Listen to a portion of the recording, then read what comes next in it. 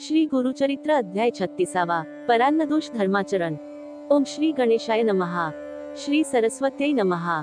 श्री सद्गुरुभ्यो नमः. श्री कुलदेवतायै नमः. श्रीपाद श्रीवल्लभ श्री नृसिंह सरस्वती नमः. नामधारक सिद्धयोग्यांच्या पाया होऊन भक्तिभावाने हात जोडून म्हणाला, स्वामी तुमचा जय जयकार असो. या संसारसागरातून सर्वांना सुखरूप तारून नेण्यास तुम्हीच समर्थ आहात. तुम्ही अविद्यारूप अंधार नाहीसा करणारे प्रत्यक्ष सूर्य आहात. मी आजपर्यंत अज्ञानरूपी अंधारात झोपलो होतो, पण कृपासागर अशा तुम्ही मला जागे केलेत. अज्ञानरूपी अंधार नाहीसा करणारे तुम्ही भास्कर आहात. तुम्ही मला गुरु म्हणून लाभल्याने मी हा भावसागर तारून गेलो आहे. पुढे काय झाले ते श्रीगुरुचरित्र मला भरीत असे. त्याची पत्नी याच्या अगदी उलट होती. ती सदैव उद्विग्न असे. पतीशी नेहमी भांडण करीत असे. अन्नाची मोठी लोभी होती. त्याकाळी गाणगापुरात अनेक श्रीमंत लोक येत असत व सहस्त्र भोजन घालीत असत. गावातले असंख्य ब्राह्मण तेथे भोजनासाठी जात असत व त्या ब्राह्मणाच्या घरी जाऊन सहस्त्र भोजनाचे रसभरीत वर्णन करीत. ते ऐकून ती स्त्री मनातल्या मनात म्हणे, माझे नशिबाच खोटे. मला स्वप्नातही असले गोडधोड खायला मिळत नाही. या दरिद्री ब्राह्मणाशी लग्न करून मी मोठीच चूक केली. केवळ याच्यामुळे मला भोजनाला जाता येत नाही. माझे पूर्वजन्मीचे पाप म्हणूनच मला से दारिद्र्यात दिवस काढावे लागत आहेत. गावातल्या इतर बायका किती भाग्यवान. त्यांना त्यांच्या पतीबरोबर भोजनाला जाता येते. माझा पती कधीही परान घेत नाही. त्यामुळे मलाही भोजनाला जात येत नाही. माझे नशीबच फुटके, दुसरे काय. परमेश्वरा मी काय करू, असे ती नेहमी दुःख करीत असे. असेच एकदा एका श्रीमंत माणसाने आपल्या पितरांच्या श्राद्धानिमित्त गाणगापुरात ब्राह्मण भोजनाचा बेत आखला होता. त्याने गावातील अनेक दाम्पत्यांना भोजनाचे निमंत्रण दिले होते. ते पाहून ती ब्राह्मण ती स्त्री आपल्या पतीला म्हणाली, आज आपल्या गावात एका श्रीमंत ब्राह्मणाने पितृश्राद्धानिमित्त सुग्रास भोजन देण्याचे ठरविले आहे. आपणही त्या भोजनाला जाऊया. निदान एक दिवस तरी चांगले गोडधोड खायला मिळेल. तिथे वस्त्रे, दक्षिणाही मिळणार आहे. मला तिथे जाण्याची फार इच्छा आहे. तुम्हाला यायचे नसेल तर मला तरी जाण्याची परवानगी द्या. त्यावर तो ब्राह्मण म्हणाला, परान्न घेण्याचे माझे व्रत आहे. त्यामुळे मी मुळीच येणार नाही. तुला जायचे असेल तर खुशाल जा. त्याने अशी परवानगी देताच ती भोजनासाठी म्हणून त्या श्रीमंत गृहस्थाकडे गेली. तिला पाहून तो गृहस्थ म्हणाला, तुम्ही एकट्या कशा आलात. मी दाम्पत्य भोजन घालीत आहे. तुमचा पती कोठे आहे. भोजनासाठी तुमच्या पतीलाही घेऊन या. हे ऐकताच तिच्या पुढे मोठाच प्रश्न उभा राहिला. येथे भोजनाचे निमंत्रण आहे हे दाम्पत्याला. पती तर परान घेत नाही. तो येणार नाही. तो आला नाही तर मला एकटीला भोजन मिळणार नाही. आता काय करावे. मग ती श्रीगुरु नृसिंह सरस्वतींकडे गेली. त्यांच्या पाया होऊन ती म्हणाली, स्वामी गावात दाम्पत्य भोजनाचा कार्यक्रम आहे. माझा पती परान घेत नाही म्हणून तो येत नाही. आपणच त्याला समजाविले तर तो माझ्याबरोबर भोजनासाठी येण्यास तयार होईल. तिचे हे बोलणे ऐकून श्रीगुरूंना हसू आले. मग ते तिच्या पतीला म्हणाले, अरे तुझ्या पत्नीला मिष्टान्न खाण्याची तीव्र इच्छा आहे, म्हणून तू तिच्याबरोबर भोजनाला जा. तू तिची इच्छा पूर्ण कर.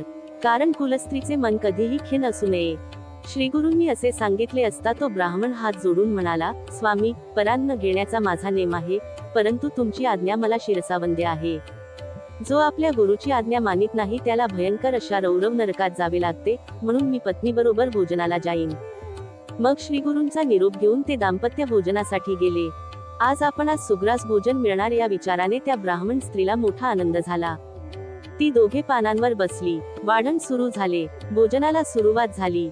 त्यावेळी त्या ब्राह्मण स्त्रीला एक विलक्षण अशुभ दृश्य दिसले. आपल्या पानातील अन्न डुकरे आणि कुत्रे खात आहे. ते दृश्य पाहून घाबरलेली ती स्त्री एकदम पानावरून उठली. भोजन करीत असलेल्या इतर ब्राह्मणांना व आपल्या पतीला आपण काय पाहिले ते सांगितले.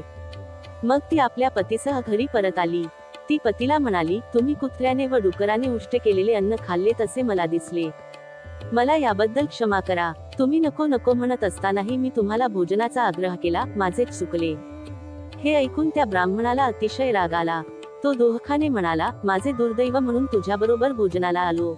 माझा नेम तर मोडलाच. शिवाय कुत्र्याने व डुकराने तोंड लावलेले अन्न खावे लागले. त्यानंतर तो ब्राह्मण पत्नीसह श्रीगुरूंच्याकडे आला. दोघांनी श्रीगुरूंना भक्तिभावाने नमस्कार केला. तेव्हा श्रीगुरू हसत हसत त्या ब्राह्मण पत्नीला म्हणाले, काय परान्नाचे सुख कसे वाटले. परान घेत नाही म्हणून तू सदैव आपल्या पतीला नवे ठेवीत होतीस. आता तुझी इच्छा पूर्ण झाली ना. श्रीगुरू असे म्हणाले असता ती स्त्री श्रीगुरूंच्या पाया होऊन म्हणाली, स्वामी मला क्षमा करा. मी खरोखर अज्ञानी आहे. माझ्या हव्यासापायी माझ्या पतीचा व्रतभंग झाला. मी त्यांना हट्टाने परान्नासाठी नेले. मी मोठंच अपराध केला आहे. मला क्षमा करा. मग तो ब्राह्मण श्रीगुरूंच्या पाया होऊन म्हणाला, या माझ्या पत्नीमुळे माझा नेम मोडला. ही माझी पत्नी नाही, वैरिणी आहे. हिच्यामुळे माझ्या हातून नेम मोडण्याचे पाप घडले आहे. आता मी काय करू? त्यावर श्रीगुरु हसून म्हणाले, चिंता करू नकोस.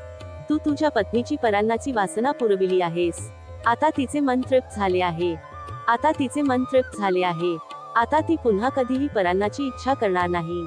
शिवाय तू तिकडे भोजनासाठी गेलास तो आमच्या आज्ञेने, त्यामुळे तुला कसलाही दोष लागणार नाही. आता मी तुला आणखी एक सांगतो. जर एखाद्या ब्राह्मणाला श्राद्धकर्माच्या वेळी योग्य ब्राह्मण मिळाला नाही, त्याचे ब्राह्मणाभावी कार्य अडून राहिले, तर तू त्याच्याकडे भोजनाला जावेस. त्यामुळे तुझ्या हातातून धर्मकार्य घडेल. पण अशा वेळी तू गेला नाहीस तर त्याचा शाप तुला लागेल. श्रीगुरूंनी असे सांगितले असता त्या ब्राह्मणाने श्रीगुरूंना साष्टांग नमस्कार घातला व कोणाकडे अन्न घ्यावे, कोणाकडे भोजनास जाऊ नये असे विचारले असता श्रीगुरू म्हणाले, कोणाकडे भोजनाला जावे ते प्रथम सांगतो, ते लक्षपूर्वक ऐक. आपले गुरु, शिष्य, वैदिक ब्राह्मण, आपले मामा, सासरे, सख्खे भाऊ, सज्जन मनुष्य यांच्याकडे भोजन केल्यास कोणताही दोष लागत नाही. एखादा ब्राह्मण ब्राह्मणविना अडला तर त्याच्या घरी भोजन घ्यावे. त्यावेळी गायत्री मंत्र जप करावा म्हणजे कोणताही दोष लागत नाही. आता अन्न वज्य करण्याची घरे सांगतो. त्याचे सविस्तर विवेचन स्मृतिचंद्रिकेत केले आहे. ते खूप मोठे आहे. ते मी तुला सारांश रूपाने सांगतो, ऐक.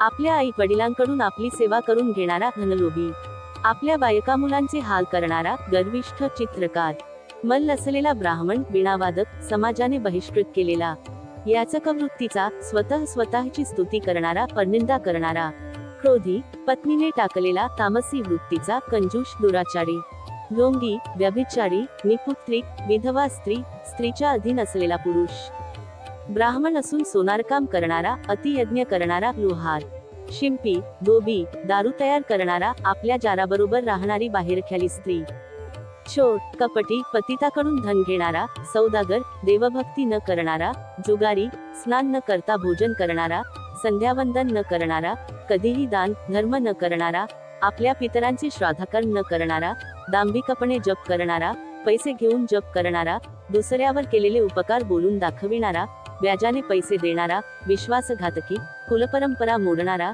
हिंसक, खुनी, आशाळभूत, परान घेणारा, पंचमहायज्ञ न करणारा, घरच्या अन्नाची निंदा करणारा व परान्नाची प्रशंसा, अन्नाची निंदा करणारा, परगृही राहणारा, अशा लोकांच्याकडे कधीही भोजनास जाऊ नये. अशा ठिकाणी भोजनास गेल्यास त्या यजमानाचे दोष आपल्याला लागतात. म्हणून अशा यजमानाच्या घरी भोजन घेऊ नये. त्याऐवजी भूमिदान, सुवर्णदान, गज, अश्व, रत्नदान केल्यास दोष लागत नाही. परान घेतल्यामुळे जसे दोष लागतात त्याप्रमाणे परस्त्रीगमन केल्यास नरकवास भोगावा लागतो. अमावास्येला परान घेतल्यास मासपुण्य जाते. आपल्या कन्येला पुत्र झाल्याशिवाय तिच्या घरी भोजनास जाऊ नये. त्याचप्रमाणे सूर्य चंद्रग्रहणाच्या दिवशी अन्न घेऊ नये. सुवेर किंवा सुतक असलेल्याच्या घरी भोजन करू नये.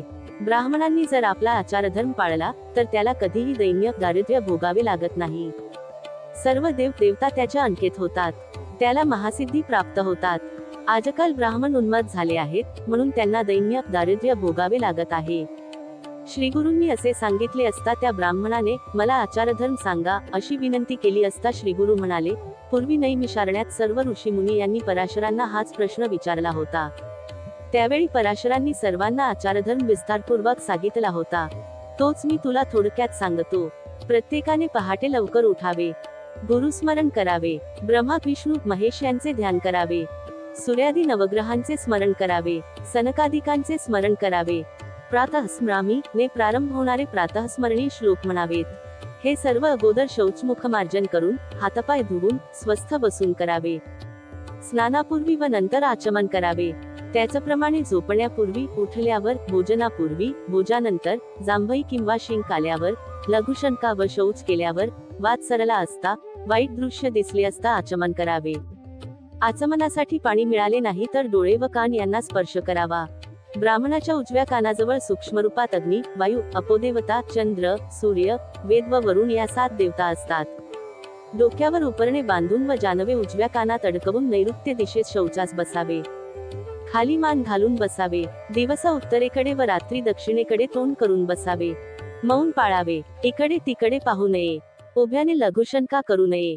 शौचास पाणी नाही मिळाले तर मातीने स्वच्छता करावी, पण हे केवळ अपवाद म्हणून.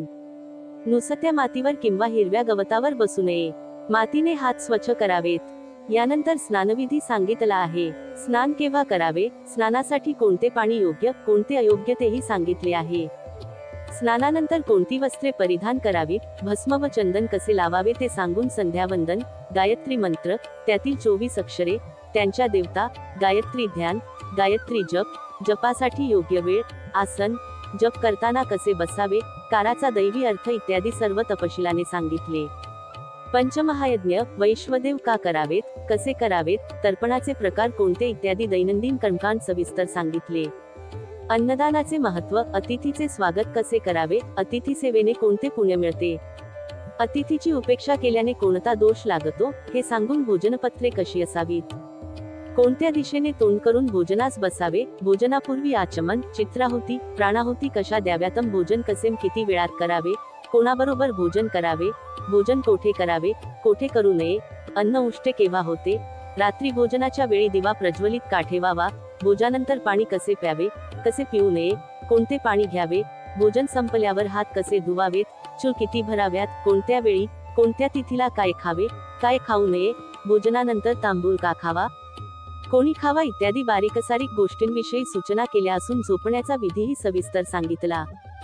स्त्रीसंग केव्हा करावा, केव्हा करू नये इत्यादी संपूर्ण कर्मकांड शास्त्राच्या आधारे सांगितले. एकूणच आदर्श जीवन कसे जगावे याचे मार्गदर्शन केले. नैमिषारण्यात पराशरांनी सर्व ऋषीमुनींना जो आचारधर्म सांगितला तो श्रीगुरूंनी त्या ब्राह्मणाला नीट समजावून सांगितला. मग श्रीगुरु त्याला म्हणाले, या आचारधर्माचे निष्ठापूर्वक पालन केले असता मनुष्याच्या सर्व इच्छा पूर्ण होतात, तो पूर्ण सुखी होतो. अशा रीतीने श्रीगुरुचरित्रामृतातील परान्न दोष धर्माचरण नावाचा अध्याय 36 समाप्त.